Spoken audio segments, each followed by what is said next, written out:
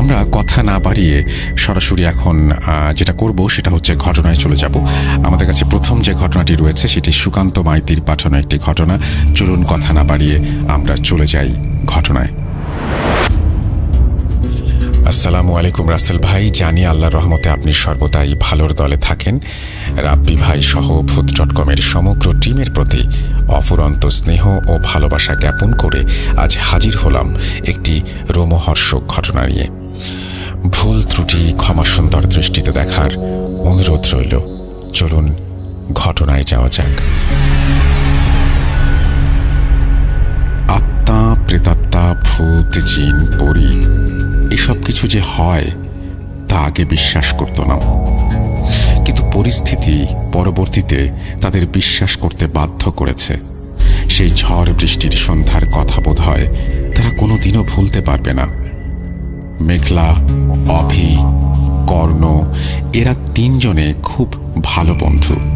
ওরা একদিন ঠিক করে পিকনিক করবে, যেই ভাবা সেই কাজ। সকালে টিফিন করে যে যার নিজেদের প্রয়োজনীয় জিনিসপত্র, পিকনিকের সরঞ্জাম গুছিয়ে নিয়ে একটি সিএনজি ভাড়া করে বেরিয়ে পড়ে। নমস্কার শ্রোতা বন্ধুরা, জানি আপনারা সবাই আল্লাহর রহমতে ভালো আছেন, সুস্থ আছেন। আমি সুকান্ত মাইতি আজ আবারও একটি রোমহর্ষক ঘটনা নিয়ে হাজির হয়েছি। আজ যে ঘটনাটি শেয়ার করব সেটি আমার এক ছোট ভাই ভূত.কমের একনিষ্ঠ শ্রোতা, বাংলাদেশের সিরাজগঞ্জের শাহজাদপুর থেকে এমডি লাবুল হোসেন লাবু সংগ্রহ করে দিয়েছেন। এর আগে আপনারা লাবুর পাঠানো বুড়িগঙ্গার অবয়ব ঘটনাটি শুনেছেন এপিসোড নাম্বার 159-এ। যাই হোক, ঘটনায় ফিরি। লাবু বলা শুরু করে।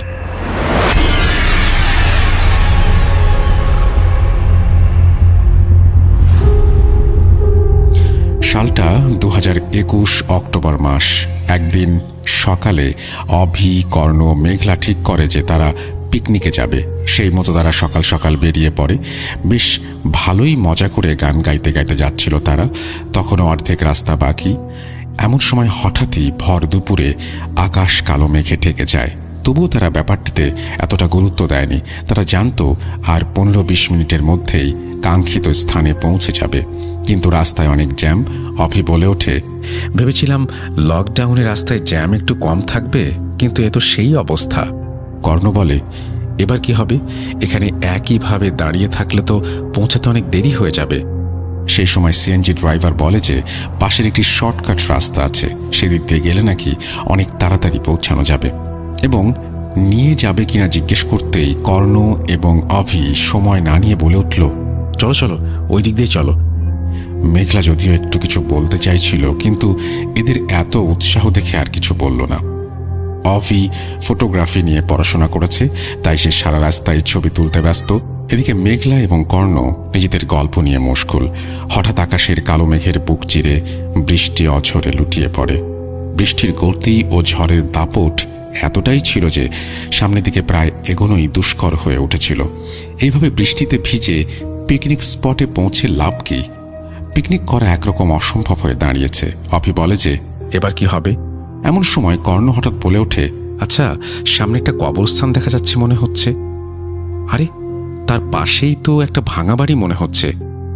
চলো ওইখানে গিয়ে উঠি, অন্তত বৃষ্টির হাত থেকে রেহাই পাওয়া যাবে। কিন্তু মেঘলা কিছুতেই রাজি হচ্ছিল না। মেঘলার কথা অনুযায়ী একপাশেই কবরস্থান, তার উপর ভাঙা বাড়ি। সাপখোপ থাকবেই, কি দরকার? তার চেয়ে বরং বাড়ি ফিরে যাওয়া উচিত। ওইখানে যাওয়াটা বোধহয় ঠিক হবে না। যেখানে আশেপাশে তেমন কোনো বাড়িই নেই, এরকম অচেনা বাড়িতে ঢোকাটা কি ঠিক হবে? তার চাইতে ভালো বাড়ি ফিরে যাওয়া। কিন্তু কেউ কথা শুনল না। ওইখানেই পিকনিক করবে বলে ঠিক করলো। সিএনজি ড্রাইভার ভেবেছিল তাদের নামিয়ে দিয়ে ফিরে গিয়ে আবার বিকেলে এসে নিয়ে যাবে, কিন্তু বৃষ্টির যা দাপট, তার উপায় নেই। যাই হোক, সবাই এবার বাড়িটার ভেতরে প্রবেশ করে। বাড়ি একটু ভাঙাচোরা সেকেলে, ঘরগুলো অনেক বড় বড় ছিল। রান্নাবান্না করে খেতে খেতে 5টা বেজে যায়। এইবার বাড়ি ফেরার পালা। ঝড়টা থেমে গেলেও বৃষ্টির দাপট তখনও কমেনি। আকাশে ঘন মেঘের কারণে চারিদিকে সন্ধ্যার আগেই কালো অন্ধকারের চাদরে ঢেকে গেছে। মোবাইলে টর্চ থাকলেও যে ঘরটায় তারা ছিল সেটা এতটাই বড় ছিল যে ঠিক করে দেখা যায় না। এদিক ওদিক দেখতে দেখতে হঠাৎই একটি আয়নার উপর নজর পড়ে। এই ঘরে যে এত বড় একটা আয়না আছে তা তারা প্রথমে খেয়ালই করেনি। মেঘলা প্রথম খেয়াল করে। আয়নাটায় হাত দেয়া মাত্রই মেঘলার মনে হলো একটা কালো ধোঁয়া যেন পেছনে এপাশ থেকে ওপাশে নিমেষে চলে গেল, কিন্তু পেছন দিকে তাকাতেই সেখানে আর কিছুই দেখা গেল না। ওটা যে কি ছিল বুঝতে পারছিল না মেঘলা। এমনিতেই মেঘলা অনেক সাহসী মেয়ে, কিন্তু অভি মেঘলাকে হতবাকের মতো দাঁড়িয়ে থাকতে দেখে বলে উঠল, মেঘলা, কিরে ফ্যাল ফ্যাল করে কি দেখছিস? এভাবে এখানে না দাঁড়িয়ে থেকে বাসায় ফোন কর, আমার ফোনে নেটওয়ার্ক পাচ্ছি না। মেঘলা কোনো উত্তর দেয় না, চুপচাপ দাঁড়িয়ে থাকে। কর্ণ বলে যে চেষ্টা সে আগেই করে ফেলেছে, কোনো লাভ হয়নি। অভি আর মেঘলার ফোনেও নেটওয়ার্ক নেই, এমনকি সিএনজি ড্রাইভারের ফোনেও নেই। বাড়ির সাথে কোনো যোগাযোগ করা যাচ্ছে না। বাড়ির সবাই হয়তো অনেক চিন্তা করছে। মোবাইলে নেটওয়ার্ক নেই বলে সবাই একটু মুষড়ে পড়েছে। এই দেখে কর্ণ পরিস্থিতি সামাল দিতে বলে উঠল, আরে ভাই, তোরা তো চিন্তা করছিস কেন? বৃষ্টি কমলেই তো আমরা বেরিয়ে যাব। সবচেয়ে ভালো হয়েছে সেটা হচ্ছে সিএনজিটা থেকে গেছে। বেশ একটা গা ছমছমে পরিবেশ না? ড্রাইভার মামা, একটা জমিয়ে ভূতের গল্প শোনাও তো, ব্যাপারটা জমে যাবে। কর্ণের মুখের কথাগুলো তখনও শেষ হয়নি। ঠিক সেই সময় হঠাৎই পাশের ভাঙাচোরা কবরস্থানে একটি রাতচরা পাখি বৃষ্টির মধ্যেও বিশ্রীভাবে ডেকে উঠল। সেই বিভৎস কর্কশ শব্দে ড্রাইভার ভীষণভাবে চমকে উঠে কাঁপতে থাকে। অভি মেঘলা ভয় পাবে নাকি অবাক হবে কিছুই বুঝতে পারছিল না। ড্রাইভারকে আশ্বস্ত করে তারা জিজ্ঞেস করল, কি হয়েছে মামা, তুমি হঠাৎ তো ভয় পাচ্ছ কেন? আরে অনেক অজানা পাখি আছে যারা রাতে এরকম বিদঘুটে টাইপের ডাকে, ভয় পেও না। কোনো ঘটনা গল্প জানো? ড্রাইভার তখন একটু শান্ত হয়ে পাশে পানির বোতল থেকে কয়েক ঢোক পানি খেয়ে বলতে শুরু করলো, আপনারা কখনো আদমখোরের নাম শুনেছেন?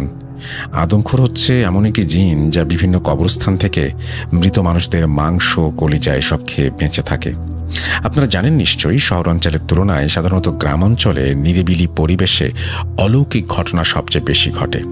শহরে আপনারা যারা বাস করেন তারা এই ঘটনা বিশ্বাস নাও করতে পারেন, কিন্তু গ্রামের মানুষের কাছে এই সমস্ত অলৌকিক বা ভৌতিক ঘটনা এখনও জীবন্ত রয়ে গেছে। ঘটনাটি 1972 কি 73 সালে এমন একটি পুরনো কবরস্থানকে নিয়ে। সেই কবরস্থানে প্রায়ই কিছু আজব ঘটনা ঘটত। যেমন সেখানে কোনো লাশ দাফন করে আসলে পরদিন সেই লাশের খোঁজ পাওয়া যেত না, অর্থাৎ পরের দিন লাশের কবর পাওয়া যেত পুরোপুরি মাটি খোঁড়া অবস্থায়, এবং মাঝে মাঝে কবরের আশেপাশে দু একটা হাড়গোড় পড়ে থাকতে দেখা যেত। প্রথমে গ্রামের লোকজন ব্যাপারটি সহজভাবে নেয়। তারা মনে করত হয়তো শিয়াল, কুকুর কিংবা কোনো হিংস্র জীবজন্তু লাশ টেনে বের করে খেয়ে ফেলে। তাই তারা কবরস্থানের গার্ডের ব্যবস্থা করে। গার্ডের থাকার জন্য কবরস্থানের পাশেই ছোট একটা ঘর করে দেয়া হয়। এরপর বেশ কয়েকদিন আর সেরকম ঘটনা ঘটেনি, কিন্তু ঘটনা একটি ঘটল তারও বেশ কিছুদিন পর। সেই একই গ্রামে 4-5 বছরের একটি ছোট শিশু পানিতে ডুবে মারা যায়, আর তাকে কবর দেওয়া হয় ওই কবরস্থানটিতে। ওই দিন রাতে গার্ড শুয়ে থাকা অবস্থায় হঠাৎ করেই মাঝরাতে চমকে ঘুম থেকে জেগে ওঠে। ঘুম ভাঙতেই সে কিছু অদ্ভুত শব্দ শুনতে পায়। শব্দগুলো ছিল এরকম যেন কেউ হাড়গোড় কড়মড় করে চিবিয়ে খাচ্ছে। সে ভাবে নিশ্চয়ই কবরস্থানে কোনো কুকুর বা শেয়াল এসেছে, তাই শব্দ শোনার সাথে সাথে একটা লাঠি নিয়ে এবং একটা হ্যারিকেন নিয়ে সে কবরস্থানের দিকে ছুটে যায়। সেখানে গিয়ে সে যা দেখতে পায় তাতে তার প্রাণ বেরিয়ে যাওয়ার উপক্রম। হ্যারিকেনের স্পষ্ট আলোতে সে দেখতে পায় বিরাট আকৃতির অদ্ভুত ধরনের কিছু একটা কবর খুঁড়ে সেই শিশুটির লাশ বের করে খাচ্ছে। গার্ডটি আতঙ্কে এক পা করে এগিয়ে কাঁপতে কাঁপতে গিয়ে জিজ্ঞেস করে, কে ওখানে? আচমকাই অদ্ভুত প্রাণীটা হাড় হিম করা গর্জন করতে করতে ঘাড় ঘোরাতেই গার্ডটা দেখে 8 থেকে 9 ফুট উচ্চতার একটি ভয়ঙ্কর বিভৎস প্রাণী। না, প্রাণী বললে ভুল হবে, এই যে সাক্ষাৎ রাক্ষস। দেখতে অনেকটা মানুষের মতো হলেও তার মাথাটা একদম আলাদা, কোনো একটা হিংস্র জানোয়ারের মতো। চোখ দুটো রক্তবর্ণ, যেন আগুনের মতো দাউ দাউ করে জ্বলছে সেটা। হ্যারিকেনের ক্ষীণ আলোতে তাকে দেখতে খুব অদ্ভুত লাগে। সমগ্র শরীরটা তার লোমশ। গার্ডটা এই বিভৎসতা সহ্য করতে না পেরে প্রচণ্ড ভয়ে চিৎকার করে হ্যারিকেন এবং লাঠি ফেলে প্রাণপণে পালিয়ে আসে। এবং কবরস্থানের পাশেই একটি বাসার সামনে এসে বেহুঁশ হয়ে পড়ে যায়। পরদিন সকালে জ্ঞান ফিরতে সে চোখ মেলে দেখে তার আশেপাশে অনেক লোকজন দাঁড়িয়ে আছে।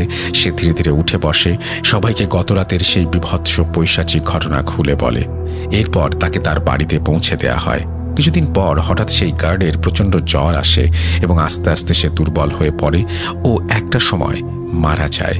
তার দেহই শেষবারের মতো সেই কবরস্থানে দাফন করা হয়। তারপর থেকে কবরস্থানটি স্থানীয় লোকজন মিলে বন্ধ করে দেয়। ঠিক তক্ষুনি তীক্ষ্ণ একটা শব্দে সবাই চমকে ঘরের ভেতরে তাকায়। মনে হয় কেউ ওখানে আছে। কর্ণ বলে ওঠে, হয়তো মনে হয় ওদের মতো বৃষ্টি থেকেও আশ্রয় নিতে এসছে। সবাই বলে উঠল যে একবার গিয়ে দেখা উচিত। যেই ভাবা সেই কাজ। তারা ঘরটার দিকে ধীরে ধীরে এগুলো, কিন্তু সেখানে পৌঁছে দেখে কেউ নেই। ধুলো ঝুলে ভর্তি ঘর, একটা চেয়ার ছাড়া কিছুই নেই। অভি বিস্ময়ে বলে, এর মানেটা কি? শব্দটা তো এই রুম থেকে আসলো। মেঘলা এতক্ষণে তার পেছনে চলে যাওয়া সেই কালো ধোঁয়ার কথাটা বলে। কর্ণ সঙ্গে সঙ্গে বলে ওঠে, দেখ মেঘলা, আমরা এমনিতেই অনেক ভয়ের মধ্যে আছি, এইসব বলে আর ভয় দেখাস না বলে দিচ্ছি।